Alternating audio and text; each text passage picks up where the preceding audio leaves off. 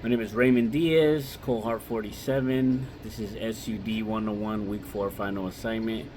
Create a treatment program. This presentation is going to be in the form of a 10-minute minimum video. And I'm going to go through the, the list and give my insight and my information in my treatment program that I created. So within the presentation, I'm going to address the following. So let's see. Describe the special considerations of the population being treated. So for me, I chose a treatment center for ex-gang members, homeless gang members, people involved with the streets or that lifestyle. Treatment center catering to the needs of reentries.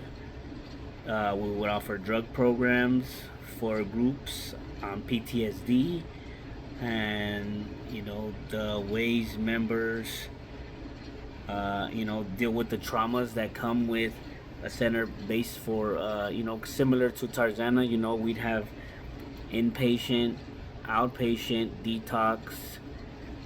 We'd have groups, programs, one-on-ones.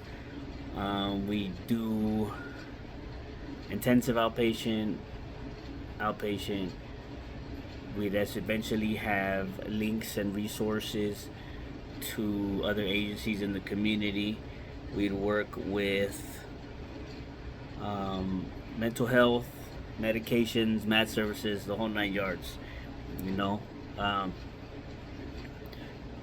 Speaking of that, considering actually during this process, actually considering maybe starting a nonprofit, something similar.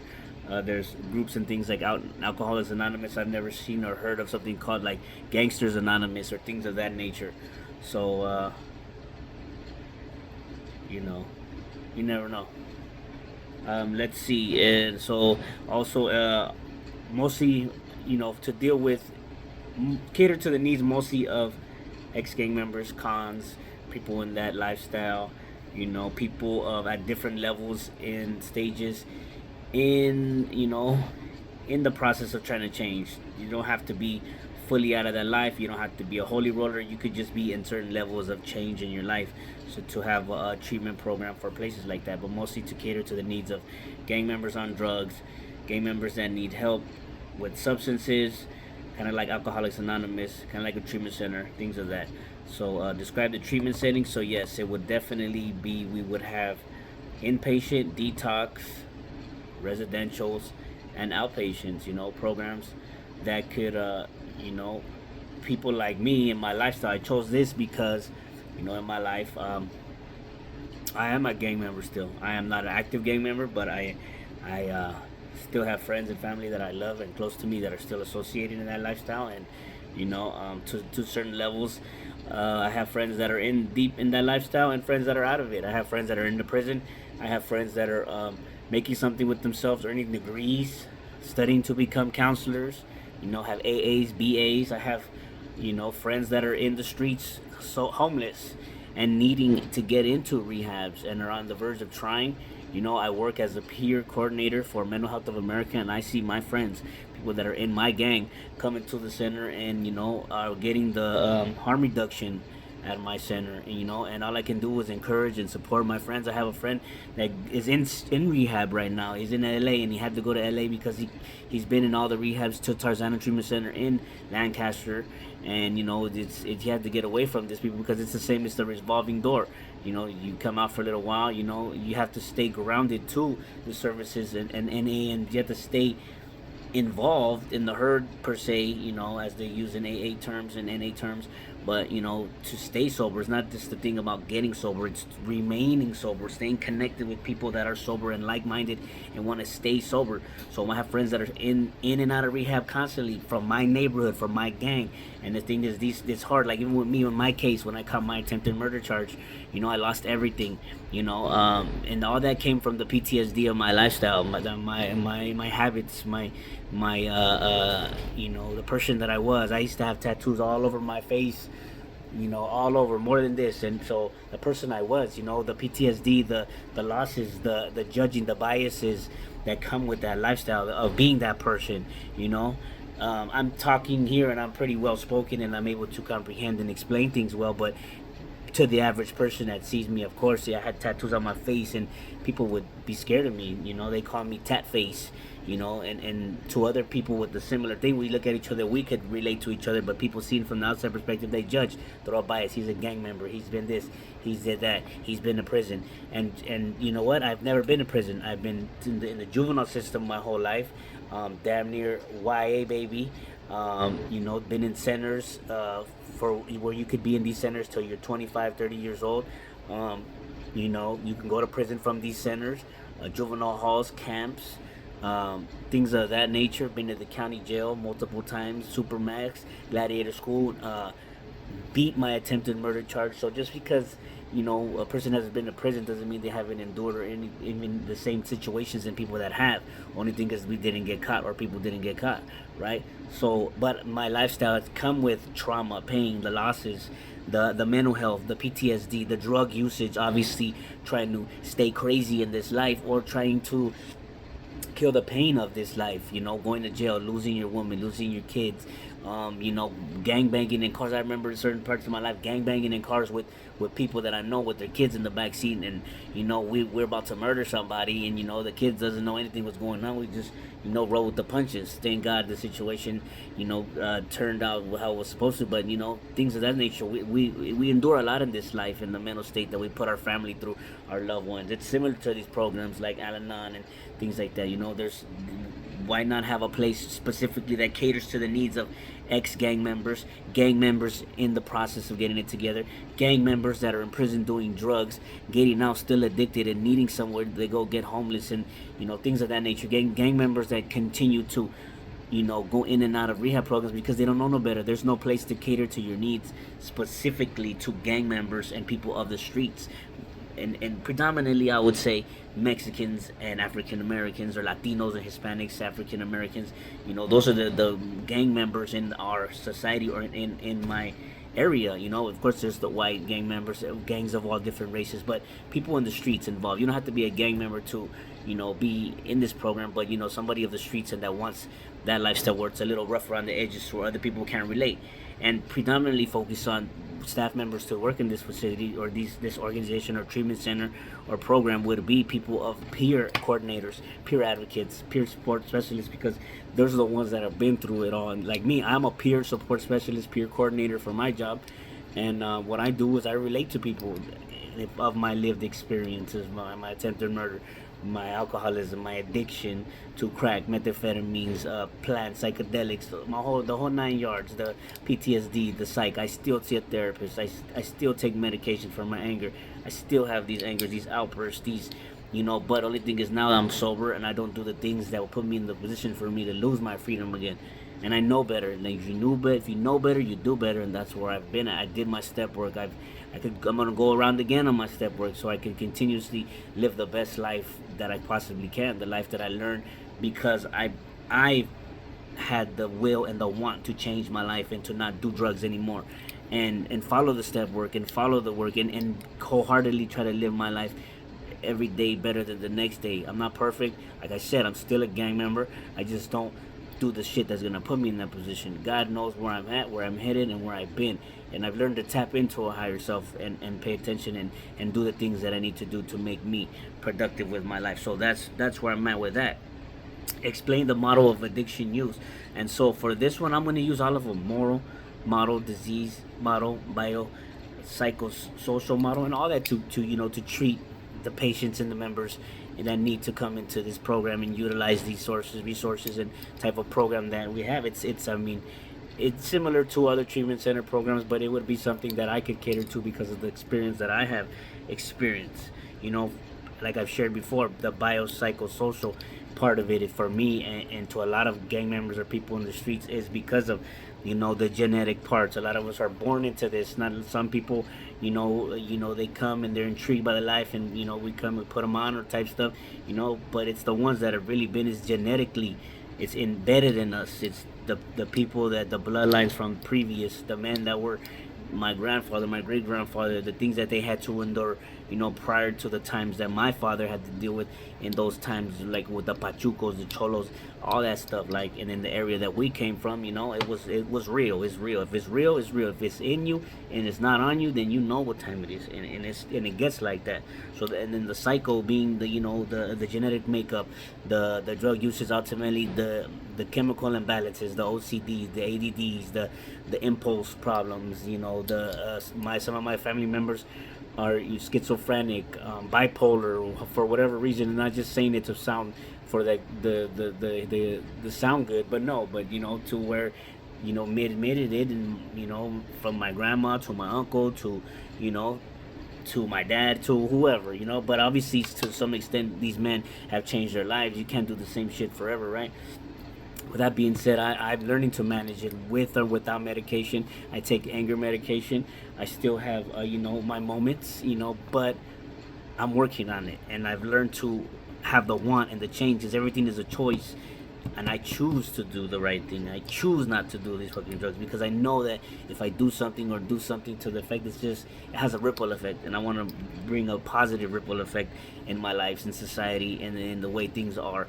I don't want to continue to disrupt the lives of people, or ruin. I'm positive. I give my homies that are still gang banging. You know what I mean?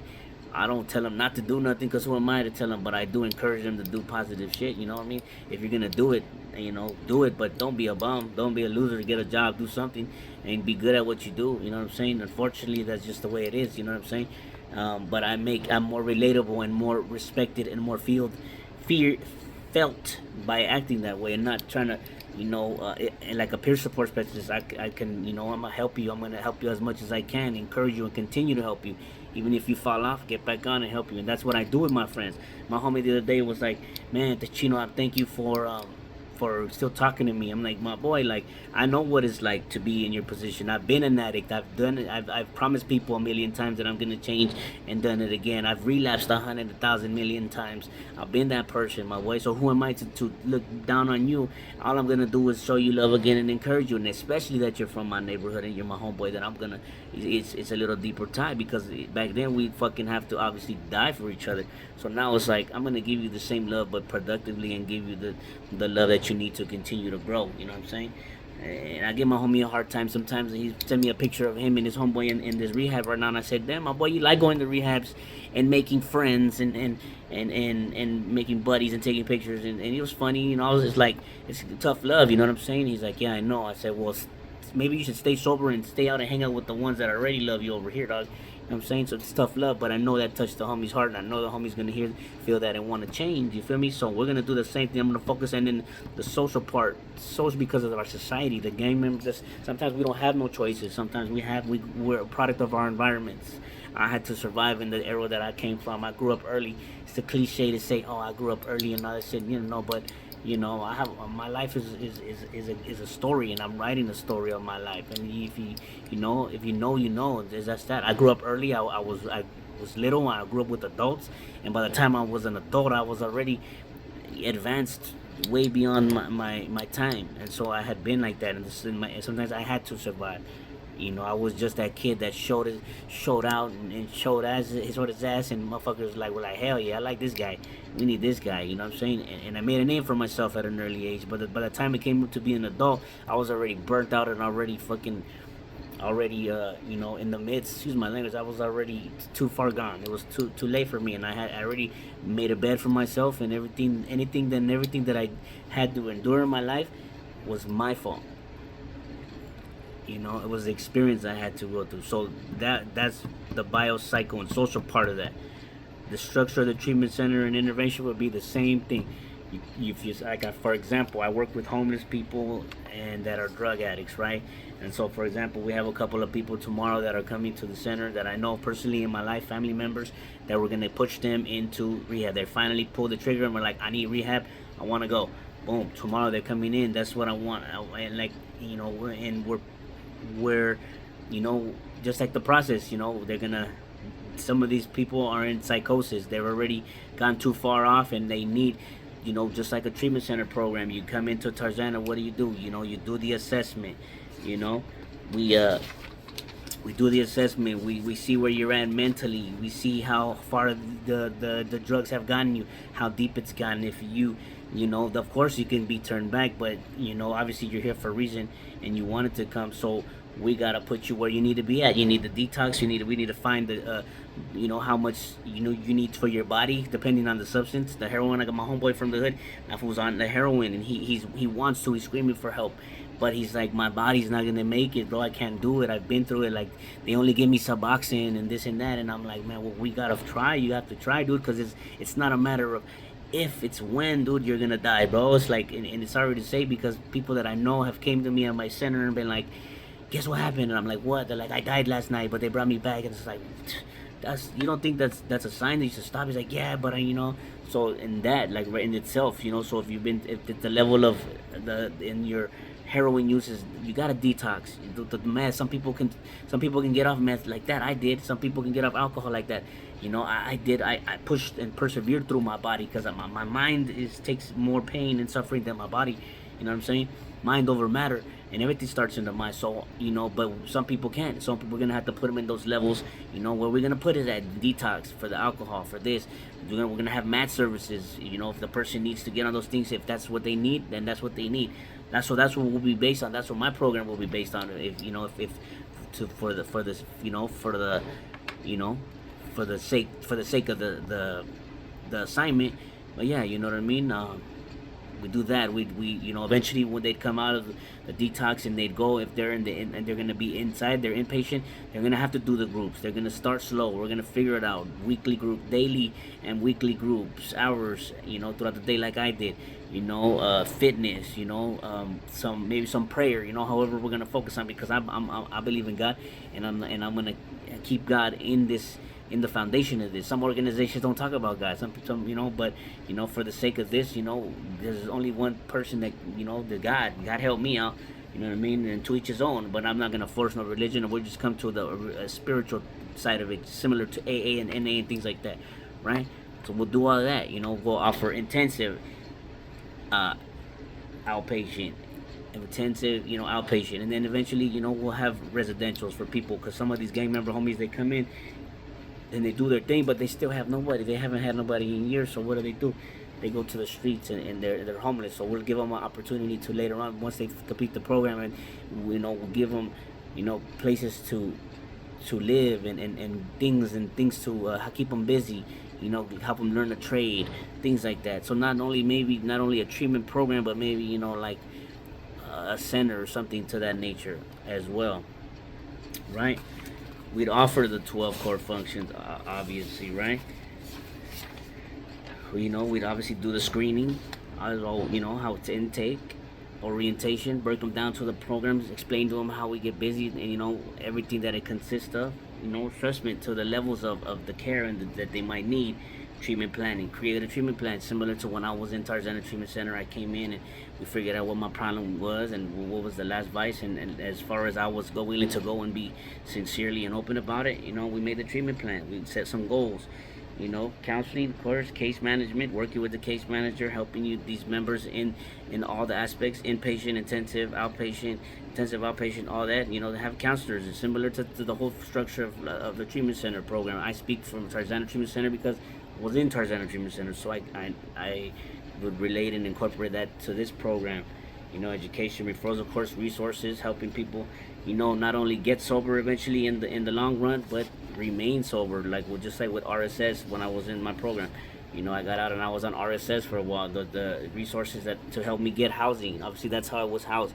I had lost it all during my addiction, and at one point I didn't have, and I didn't know where to go. And through the places like Valley Oasis and MHALA and other organizations, they were able to help me pay for the down payment for my place and things like that. So we would offer all those resources and connections in the community for people to utilize. You know what I'm saying?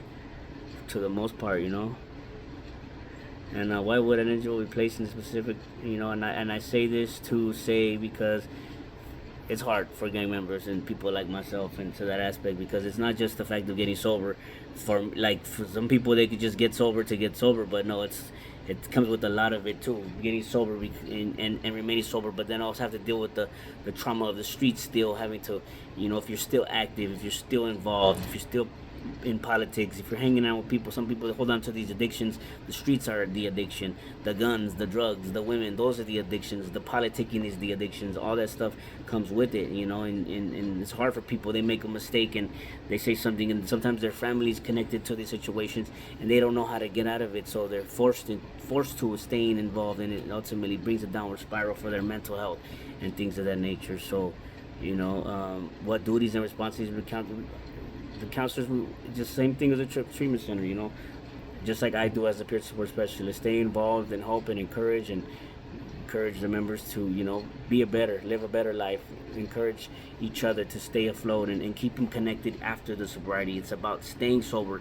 not just getting sober, because when you get sober, you could, go back again, because they got homies that I said, they love these treatment programs, they love going back and forth, they make treatment center babies, because they go in there, because some of these are co-ed, so they love it, because they got women, you got shelter, 3 hots and a cot, you know what I mean, they got a gym, a pool, especially in the new center out here.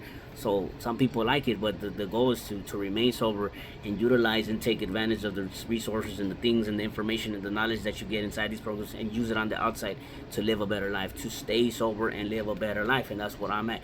That's what I did. That's what I'm doing. I'm doing that every day of my life by even doing this course.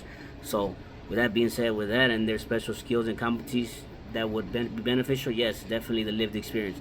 Lived experience, being a peer support specialist, peer advocate, having somebody that is involved in the streets, whether it's, African American, black, white, any race, ethnic, others, it would be, and also this facility would be open to, this treatment program would be available to anybody, whether you're a man, woman, sexual orientation, transgender, whatever, pronouns, how you say, he, they, she, I will accept to everybody, but mostly to cater to the needs of people from the streets and things of that nature. Women, homeless people, and I want to work closely with homeless people as well, because homeless people, they just are in an economic situation. That's it. They're the same as everybody else. They could get back on their feet. They just need the encouragement and the hope and the support and the love and people to show them there is a way. You know what I'm saying? And there is a way. So if to that effect, yeah, that's my I'm at 22 minutes, but that's my creative treatment program in a nutshell. So yeah, hopefully I get an A. Thank you.